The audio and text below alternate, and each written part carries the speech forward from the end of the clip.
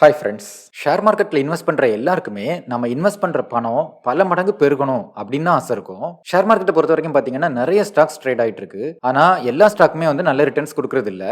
So நாம என்ன பண்ணணும், வருங்காலங்களில் நல்ல ரிட்டர்ன் கொடுக்கக்கூடிய நல்ல ஸ்டாக்ஸாக பார்த்து அதில் இன்வெஸ்ட் பண்ணி வச்சோம்னா லாங் டேர்ம் வெல்த் ஈஸியாக கிரியேட் பண்ணிட முடியும். ஃபார் எக்ஸாம்பிள், ஒரு ஷேர் எடுத்துக்கோங்க.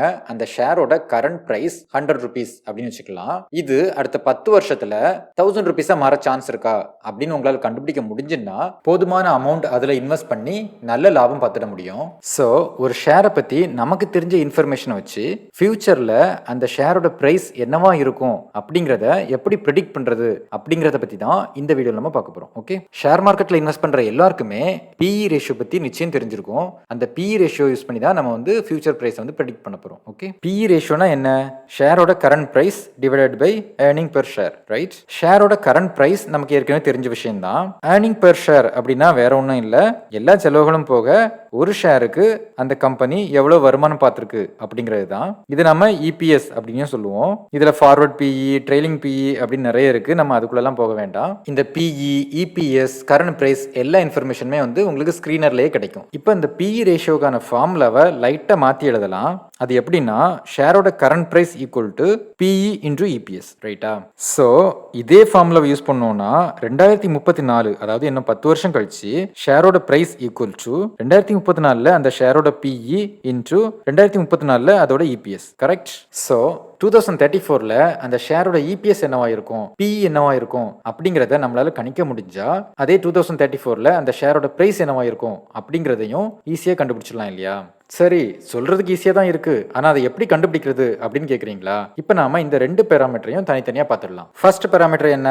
2034 பிஇ, ரைட்? இந்த பிஇ அப்படிங்கிறது மக்களோட சைக்காலஜியை பொறுத்தது, அதாவது அவங்களுடைய பேராசை மற்றும் பயத்தை பொறுத்தது. ஓகே, புல் மார்க்கெட்ல ரொம்ப சுமாரான ஸ்டாக் கூட நல்ல ஒரு பிஇல வந்து ட்ரேட் ஆகிட்டு இருக்கும். ஆனா அதுவே பேர் மார்க்கெட்ல பாத்தீங்கன்னா ரொம்ப நல்ல ஸ்டாக் கூட ரொம்ப கம்மியான பிஇல வந்து ட்ரேட் ஆகிட்டு இருக்கும். இதுக்கு காரணம் என்ன? மக்களுடைய பேராசை அண்ட் பயம் தான், ரைட்? நாம தான் பேர் மார்க்கெட்ல ஸ்டாக்கை விற்க போறது இல்லையே. ஸோ பேர் மார்க்கெட்டை பத்தி நம்ம பயப்பட தேவையில்லை. ஓகே, அதே போல மட்டமான கம்பெனிலே நம்ம இன்வெஸ்ட் பண்ண போறது இல்லை. ஸோ நம்ம ஸ்டாக்கோட பிஇ நம்ம விற்கிற டைம்ல எப்பவுமே நல்லா தான் இருக்கும் அப்படின்னு நம்ம அசியூம் பண்ணிக்கலாம். ஓகே, நல்லா தான் இருக்க போகுது அப்படின்னா எவ்வளவு இருக்கும் அப்படின்னு கேக்குறீங்களா? அது வந்து கம்பெனியோட டைப்பை பொறுத்தது. ஃபார் எக்ஸாம்பிள், நீங்க எஃப்எம்சிஜி ஸ்டாக்ஸ் எடுத்துக்கிட்டீங்கன்னா அதோட பிஇ ரேஷியோ அதோட ஏர்னிங்ஸ் growth விட பெரும்பாலும் 5 to 6 times அதிகமாக இருக்கும். நாம ஒரு சேஃப்டிக்கு பிஇஜி 2ன்னு எடுத்துக்கலாம். அதாவது ஏர்னிங்ஸ் growth விட பிஇ வந்து 2 times இருக்கதா எடுத்துக்கலாம். ஏர்னிங்ஸ் growth வந்து 20% அப்படின்னா பிஇ ரேஷியோ வந்து நம்ம 40 அப்படின்னு எடுத்துக்கலாம். ஓகே, நான் பொதுவாக பார்த்தீங்கன்னா பிஇஜி 1க்கு மேலே இருந்தாலே முடிஞ்ச வரைக்கும் அதில் இன்வெஸ்ட் பண்ணுறதை அவாய்ட் பண்ணிடுவேன். லாஸ்ட் 10 years நம்ம இன்வெஸ்ட் பண்ண போற கம்பெனி ஒரு 20% growth காமிச்சிருந்தாங்கன்னா நிச்சயமா நெக்ஸ்ட் 10 yearsலயும் நல்ல growth காமிப்பாங்க. நாம ஒரு சேஃப்டிக்காக 10 yearsக்கு அப்புறமா அவங்க 15% growth காமிப்பாங்க அப்படின்னு எடுத்துக்கலாம். 15% அவங்க growth காமிச்சாங்கன்னா பிஇ பாத்தீங்கன்னா நம்ம 2 times the growth, right? So 13 எடுத்துக்கலாம். ஓகே ஃப்ரெண்ட்ஸ், ஆனா ஒரு விஷயம் இங்க தான் நம்ம ரொம்ப கவனமா செயல்படணும். கம்பெனி கடன் வாங்கி சொதப்பிடக்கூடாது. அதே போல மோசமான கம்பெனிகளை அக்யூர் பண்ணிடவும் கூடாது. இதைத்தான் நம்ம அடுத்த 10 வருஷம் க்ளோஸா மானிட்டர் பண்ண போறோமே. சோ அது ஒரு பெரிய பிரச்சனையே இல்ல. அவங்க நமக்கு பிடிக்காத மாதிரி டிசிஷன்ஸ் எடுத்தாங்கன்னா நம்ம ஷேரை வந்து செல் பண்ணிட்டு வெளியே வந்துட போறோம், அவ்வளவுதான். ஸோ 2034க்கான பிஇ நம்ம கண்டுபிடிச்சாச்சு, அது 30. இங்க வந்து நம்ம அசம்ஷன் ஏர்னிங் growth வந்து 15%, right? Next parameter 2034 earning per share. 2034 நாம இப்போ இன்வெஸ்ட் பண்ண போற கம்பெனியோட ஏர்னிங் பெர் ஷேர், அதாவது ஒரு ஷேருக்கான வருமானம் என்னவா இருக்கும்? இங்க தான் நம்ம மூளையை கொஞ்சம் யூஸ் பண்ணணும். நாம இன்வெஸ்ட் பண்ண போற கம்பெனியோட கரண்ட் பெர்ஃபார்மன்ஸ் நமக்கு தெரியும் இல்லையா? இபிஎஸ் கடந்த வருடத்துல எவ்வளவு % grow ஆயிருக்கு, கடந்த 3 வருடங்கள்ல எவ்வளவு grow ஆயிருக்கு, கடந்த 5 வருடங்கள்ல எவ்வளவு grow ஆயிருக்கு அப்படின்னு எல்லா இன்ஃபர்மேஷனும் ஸ்கிரீன்ல பார்த்தா நமக்கு தெரிஞ்சிடும். ஆனா அடுத்த 10 வருஷத்துல இந்த இபிஎஸ் எவ்வளவு grow ஆகும் அப்படிங்கறத எப்படி கண்டுபிடிக்கிறது?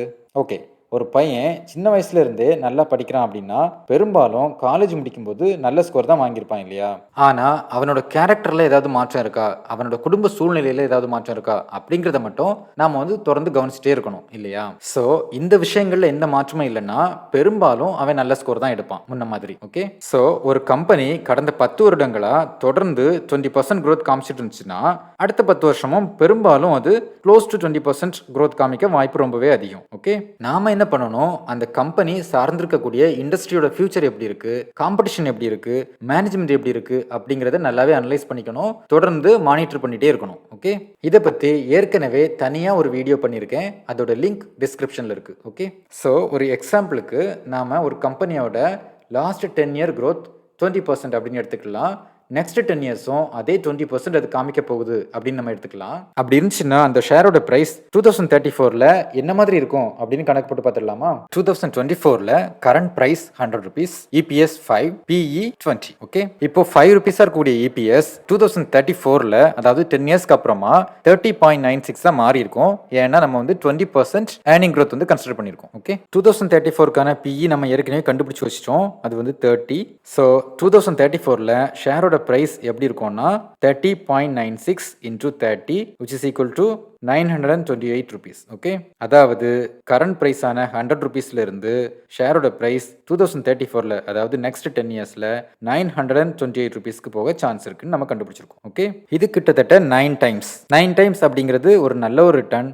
ஸோ இந்த மாதிரி ஏதாவது ஷேர் நீங்கள் கண்டுபிடிச்சிங்கன்னா தைரியமாக இன்வெஸ்ட் பண்ணலாம். ஓகே ஃப்ரெண்ட்ஸ், நான் இங்கே கொடுத்துருக்கிற எக்ஸாம்பிள்ஸில் PG2 அப்படின்னு எடுத்திருக்கேன், growth rate வந்து 20% அப்படின்னு எடுத்திருக்கேன். இது எல்லாமே பார்த்தீங்கன்னா ஜஸ்ட் ஃபார் ரெஃபரன்ஸ் பர்பஸ் தான். நீங்கள் சூஸ் பண்ணுற ஸ்டாக்கை பொறுத்து growth rate நிச்சயமாக சேஞ்ச் ஆகும். அதே போல் நீங்கள் ஒரு கன்சர்வேட்டிவ் இன்வெஸ்டராக இருந்தால் PEG 1 கூட எடுத்துக்கலாம். ஓகே, ஒரு முக்கியமான விஷயம், இப்படி இன்வெஸ்ட் பண்ணதுக்கு அப்புறமா நம்ம அந்த ஸ்டாக்கை வந்து மறந்துடக்கூடாது. அது தொடர்ந்து மானிட்டர் பண்ணணும். நாம எதிர்பார்த்த மாதிரி அது க்ரோ ஆகுதா அப்படின்னு செக் பண்ணிட்டே இருக்கணும்.